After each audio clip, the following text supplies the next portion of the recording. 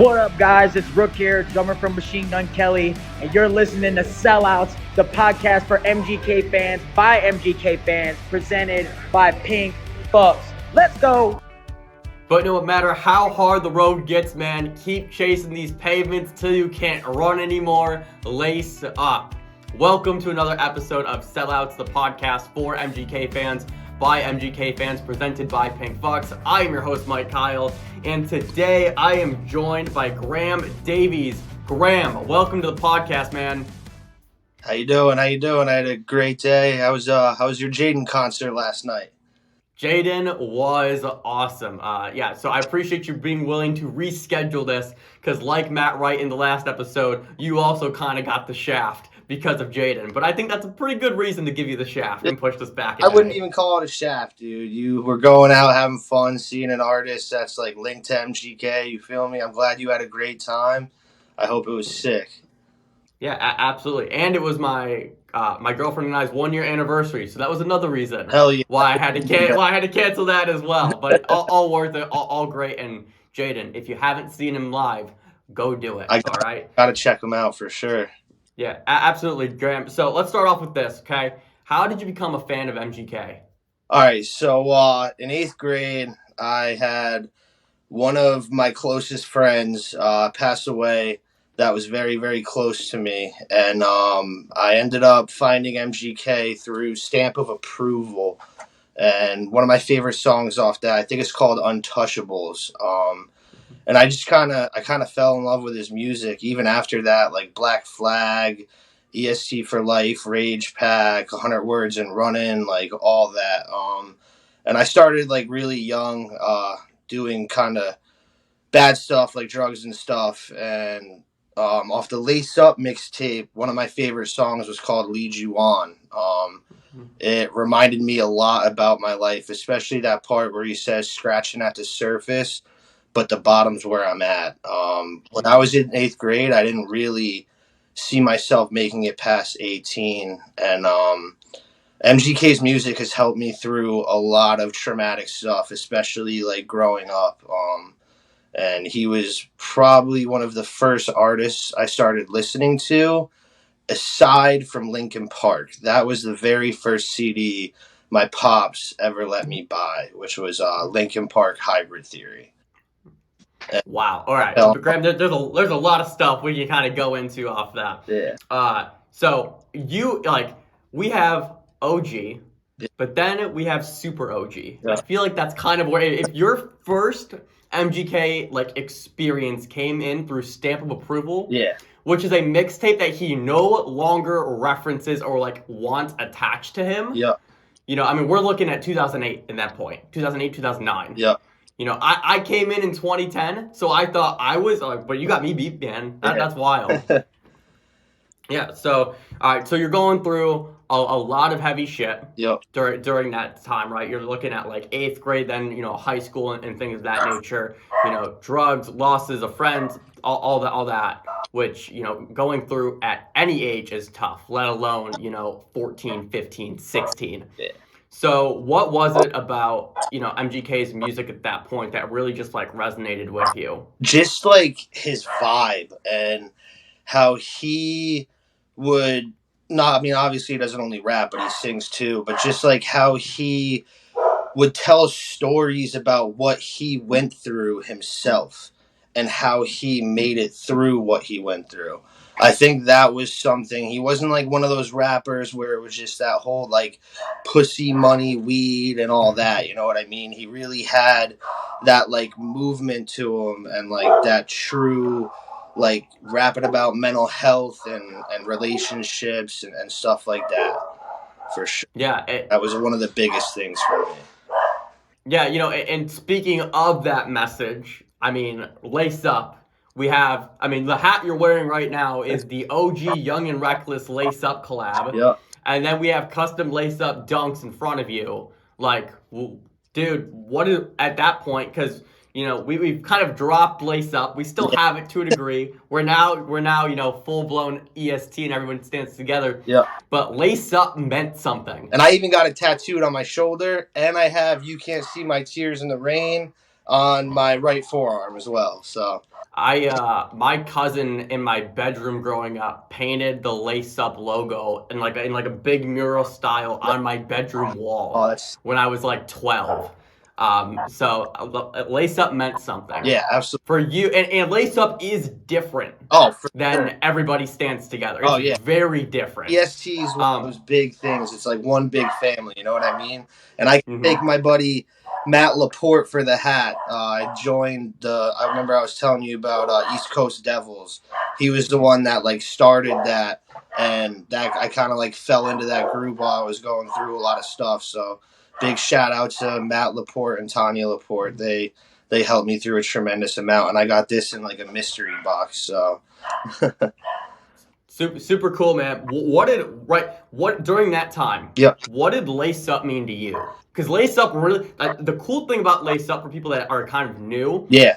Lace Up was so ambiguous in what it meant. Yeah. It really was, right? EST is very defined. Yep. Lace Up meant whatever you wanted it to Yeah. be. Exactly. So for you, what did Lace Up mean? So for me, what lace up meant was to really like if I was going through something, to put my head down and power through that shit and know that I wasn't alone and I had all these people around me that had the same interest in an artist that I did that I could hit up and reach out to that would help me. That's like the biggest part of the movement that I love.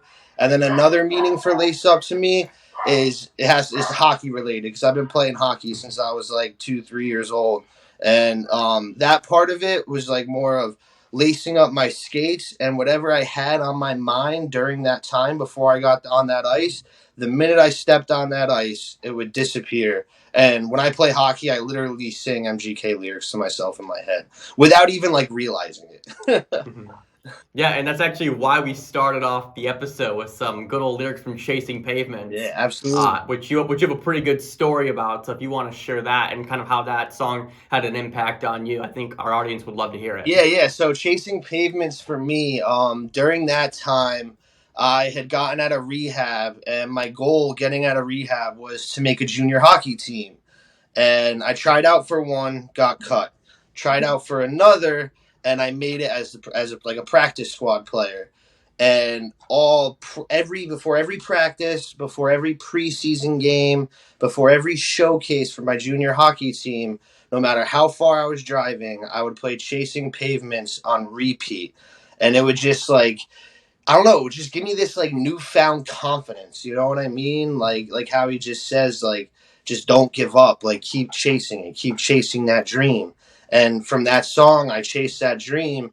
And by the last preseason game on the way home from Boston, Massachusetts, my coach called me and was like, "Hey, like we want you on the full squad." And I was like, "All right, let's get it." Like I think I cried honestly. And I was listening to that song on the way home, and I'll never forget that call from my coach Lars. And I was crying, man. I was so happy because that was like my number one goal coming out of rehab was making a junior hockey team, and I can thank that song big time for it, big time. Yeah, and I would imagine, right, Chasing Pavements has to be, in your top three, if not top one. So I think my number one song would probably be "Lead You On" because that song helped me get. I have 13 years clean from heroin and hard drugs, so that song like truly helped me out big time to get clean from like hard drugs and stuff. And then probably definitely Chasing Pavements, and then my third would probably be like Glass House. That's like another one of my absolute favorite songs. Three masterpieces, if I do say so myself. And that's a really good top three. That is a great top three. I love that you said lace up to you. Like, it really was like symbolic in the way that you laced up your skates. Yeah. Before practice or games. Similarly for me, like lace up meant like let's fucking go. Yep. That was my translation for lace up, where it's just like, all right, bootstraps, let's go. Yeah. Like whatever it is like that you're trying to do, like let's just go fucking get it. Yeah. And that's what lace up. I think for me when I was becoming, this diehard MGK fan, it was during like those years in high school where for me it was basketball related. Yeah. where I was, and I've mentioned this a few times on podcasts, just like my stature. I'm also a skinny white dude from Cleveland. Okay. Like, so super similar. And I don't know if you guys know anything about basketball, but when you're skinny, you get knocked on your ass quite often. And so that was always like a challenge that I had to kind of like learn to overcome. Yep. And one of the things that really did like help me through that was Kells and kind of having like that underdog mentality a little bit. And it's just like, we're going to fucking find a way. And it doesn't matter kind of how we do it, but we just got to find that way. So lace up, that's me. Yeah, I was the same exact way in hockey, dude. Like I was always a real tiny kid, and if I got hit, I got hit. But like, you got to catch me. I mean, like I'm a fast skater, so you got to catch me. Now I'm like 200 pounds, but it's all right. Now nobody can really bump me off the puck that easy. So yeah, absolutely, man. Let's talk about just MGK concerts, right? I'm assuming you've been to a few. Yeah. So first concert I ever went to, MGK, was actually with my dad, and I wasn't like fresh out of rehab. Actually, I think I was on a home visit from rehab, and we saw him at the House of Blues in Atlantic City, and it was on the Lace Up tour. I'm pretty sure it was on the Lace Up tour.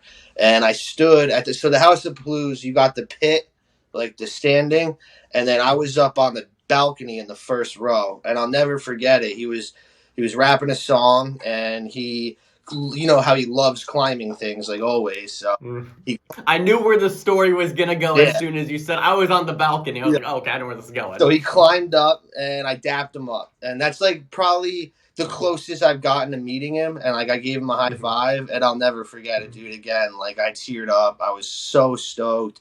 My dad was sitting like kind of a little higher up, but it was really cool to like share that with my father. Like my dad's not the type to like really listen to rap music, but I think my favorite concert memory ever, me and my mom saw him on the Hotel Diablo tour at the Starland Ballroom.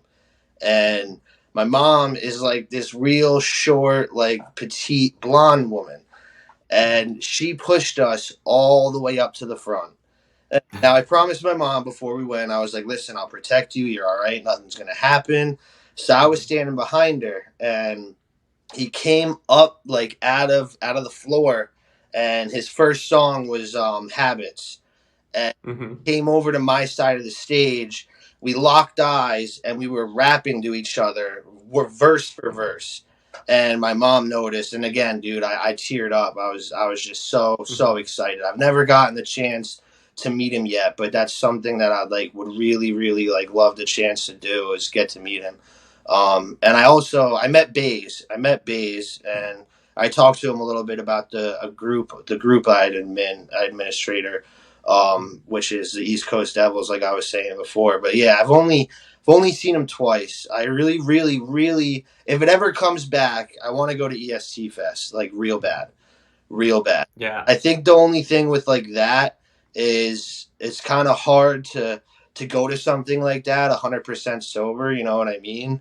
So I think like it'd probably be, once it does, like if it does come back, once I get like a little bit more time under my belt from like weed, which like that's kind of what I'm on, like I'm off right now. Like I got about like 4 months clean from that. So I actually live in a sober house as well. So that's like something that I've been like really, again, like listening to MGK's music to kind of like keep my mind cool, if anything like triggers it or anything like that. So yeah. Well, man, I'll tell you this. I don't smoke, so if you want to go next EST Fest, count me in. I got you. Let's go. So down. Cool. Your concert stories, it's very funny. Like that last story you mentioned specifically through the Hotel Diablo tour. Driving back from the Jaden concert today, me and my girlfriend and I, we were just kind of like going through just like songs on shuffle, and Habits came on. And that was it's a song that I love dearly. I never saw it in concert, so I cry internally at that. Probably one of my biggest regrets. But I was explaining to her, I'm like, he used to open with this. Yeah. And she's like, I can't imagine him opening, like how unreal that would be. Because Habits to me is, This is super what crazy. I don't think I've ever like said this like publicly really to anybody. I used to write poetry a little bit, all right? And I would do it over like different instrumentals to songs. So it's kind of more like slam poetry a little bit. Yeah. And there was one instrumental, kind of there was two, but there was like one for sure that I said I would never touch because the song is too perfect. And it was Habits. Yeah. I will never touch the Habits instrumental because that to me is like the pinnacle of music. It's so good. Absolutely. And it's crazy because I used to write poetry too. Like when I first like kind of started getting clean, I used to absolutely love writing poetry, and I always wanted to like figure out how to turn it into music, but like I just never got like that outlet to do it. Yeah, man. It's a fun hobby especially when you get into like the flow and things of that nature. And it's just good to always kind of clear the head a little bit as well. All right, let's shift gears here a little bit. All right, so we talked about Lace Up. Yep. Let's kind of talk about EST now a little bit, man. Okay. What does this whole movement mean to you? You know, you've been here for over a decade now at this point. Honestly, you know, we're looking at you're approaching 15 years of being in this, which is so crazy. Yeah. So coming from where we were to where we are right now, what's this journey been like?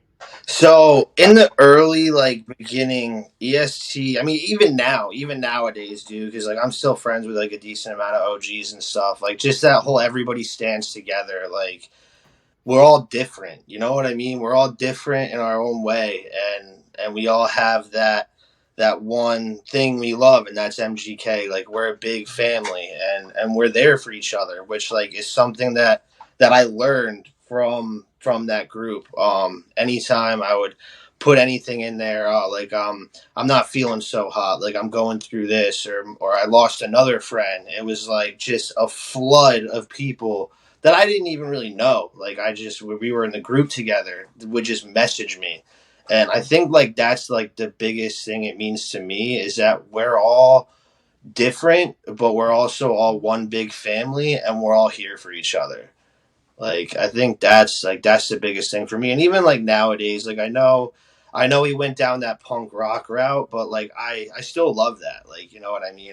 He kills that. And like it's one of those things where like it's not his first time doing punk rock stuff. Like, you know what I mean? If you go to Swing Life Away on Black Flag, it's with Sleeping with Sirens. He was on Warped Tour for years. Like it's nothing new. Like he's not, you could never put him in one genre. But like, yeah, for me, like EST is just one big family, and we're all here for each other, and we all love each other. You know what I mean?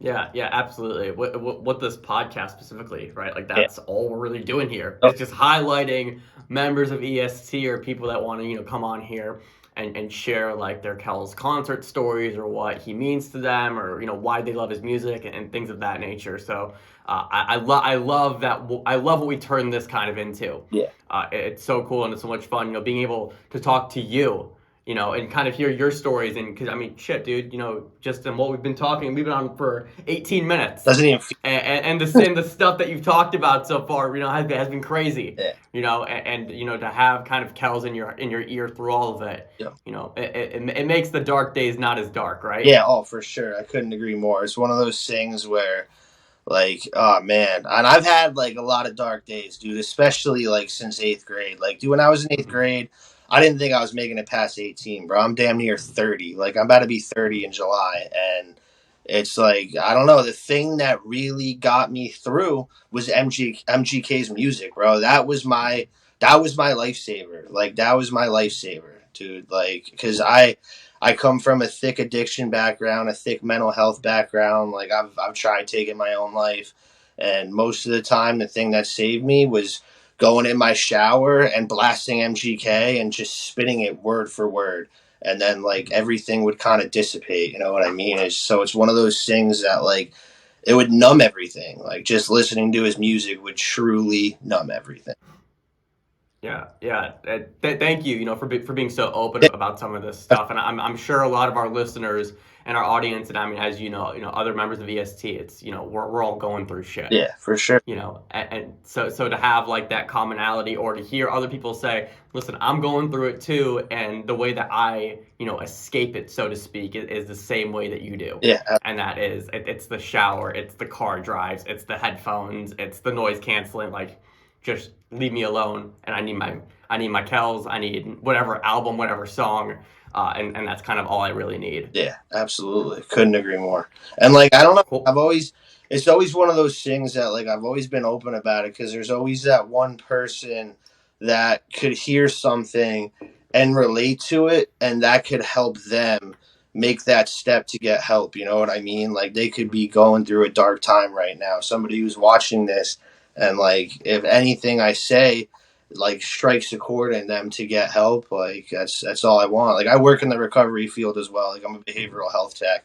So like, I'm trying to help people every day. And like, even if it's through a podcast like this, I'm just one of those people that love helping, no matter what you're going through, like, or anything like that. So yeah, man, that's awesome, and I appreciate you, sharing everything on this podcast and being open in that way. You're crushing it, man. thank you. So let's wrap it up with this, all right?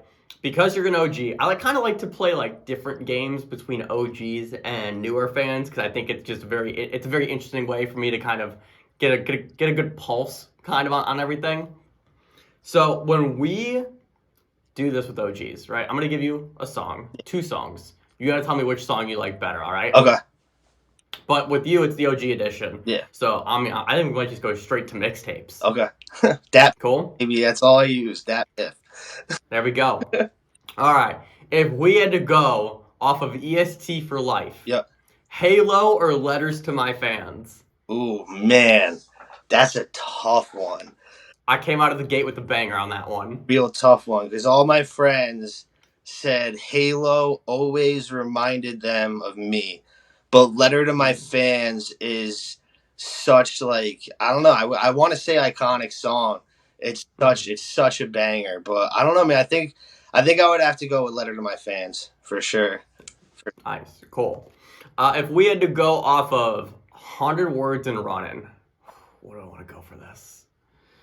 My initial... See, I don't like. It's like I was gonna go 100 Words and Running or The Arsonist, but I feel like the answer is 100 Words, isn't it? Like, Yeah. It's too iconic. It's too iconic. Blow in 100 Words and Running is insane. I would like blow my friends' minds when I would like be able to spit that thing verse for verse. They'd be like, "How do you do that?" Yeah.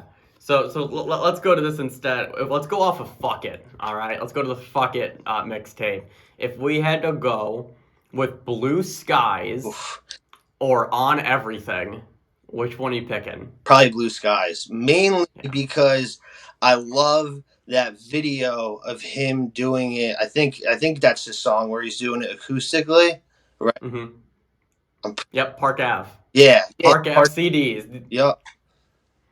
All right, so Blue Skies wins out there. Let's go to Black Flag. Okay. If we had to go, oh man, Black Flag. There's so many options here. Because you brought it up earlier. Swing Life Away. Okay. Or Raise the Flag. Oh man, Raise the Flag all day. All day. Damn, that was fast. That was fast. All right. How many we've been through? 1, 2, 3. I think we got two more we can go through. Okay. Lace Up. See, dude, damn it, Graham. I was gonna go Lace Up mixtape, but you already said that Lead You On is going to be the answer no matter what I said. So we're not gonna go with Lead You On. We're gonna go Lace Up mixtape still. Okay. What if we did The Return? Okay. Or The Return? Or The Return or Alice in Wonderland? Ooh, I'm gonna have to go with The Return. All right. I have a lot more memories to that song. Another song, I think Cleveland was on Lace Up mixtape. It is. Right? Yeah. So that's a Cleveland is another one of those that's like a big memory song for me. During the summers, I would I live by LBI, like Long Beach Island, New Jersey, and me and a bunch of my friends would just drive down LBI Boulevard and just blast Cleveland. Blast it. That is so weird and so cool at the exact same time. All right, Graham, let's wrap it up with this. We got one final one to go through. Okay. Let's go. Okay, so you also mentioned in your kind of application / outline that Hotel Diablo Yep. is one of your favorite albums. So let's flip it from mixtape to album, all right? Okay. Floor 13 or El Diablo? El Diablo. I like El Diablo. Cool. And there we have it. Yeah. Graham, dude, thank you so much for being on, man. I really appreciate this. Of course. This is fun. Of course. Absolutely. Cool. And if you guys enjoyed this episode, as always, be sure to leave a like if you're watching on YouTube and subscribe down below. If you're listening on a podcast app, be sure to follow the show so you never miss another episode, and use promo code SELLOUTS to check out at pinkfucks.com to receive 10% off of your purchase. Thank you so much for watching, and we will see you in the next episode.